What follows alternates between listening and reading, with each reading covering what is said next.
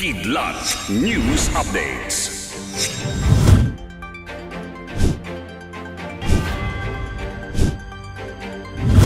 Ako po si Cesar Soriano, kasama ang buong puwersa ng Kidlat News Channel para ihatid ang nangungunang mga balita sa buong kapuluan. Ngayon, extended ng 2 pang araw mula sa inisyal na 4 na araw ang humanitarian pause sa pagitan ng Israel at Hamas ayon sa mediator na bansang Qatar. Sa anunsyo ni Qatari Foreign Ministry spokesman Mahid Al-Ansari sa X, dating Twitter, sa huling araw ng 4-day truce, bilang bahagi ng ongoing mediation ay napagkasunduan ng magkabilang panig na i-extend ang temporary ceasefire sa Gaza Strip. Kinumpirma rin ng White House ang pagpapahaba ng tigil putukan upang bigyang daan ang pagpapalaya ng mas marami pang bilanggo at hostages. Kabilang ang Qatar, Estados Unidos at Egypt sa mga bansang pumapagitna sa nagpapatuloy na sigalot sa pagitan ng Israel at Hamas.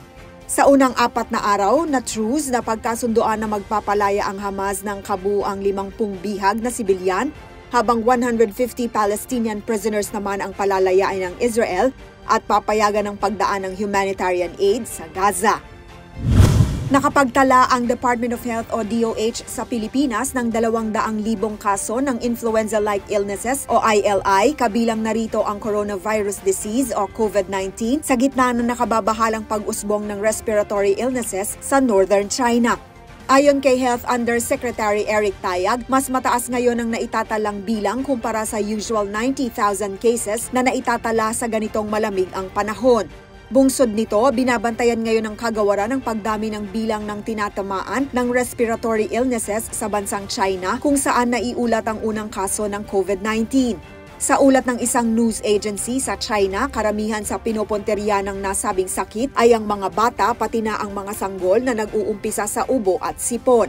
Nag-abiso naman ang DOH na paghandaan ang nasabing sakit kung sakaling magkaroon din sa bansa sa tulong ng pagbabakuna, pag-isolate kung may nararamdamang sakit at ugaliing magsuot ng face mask tuwing lalabas ng bahay. Bukas na sa motorista ang Laguslinad Underpass sa Maynila ngayong araw, November 28, matapos ang 6 na buwang rehabilitasyon. Sa isang programang inihanda ng lokal na pamahalaan ng Maynila sa pangunguna ni Mayor Hani Lacuna Pangan, pinasinayaan ang pagbubukas ng Lagusnilad Vehicular Underpass na matatagpuan sa harap ng Manila City Hall at isang major passage sa nasabing lungsod. Noong May 2 nang magsimula ang rehabilitasyon ng underpass, unang tinarget ang completion ng rehabilitation project noong Setyembre, ngunit inextend ito dahil sa ilang delays sa konstruksyon ng chamber ng Department of Public Works and Highways o DPWH. Dahil dito ay binigyan ni Mayor Lacuna ang DPWH ng hanggang November 15 para tapusin ang rehabilitasyon.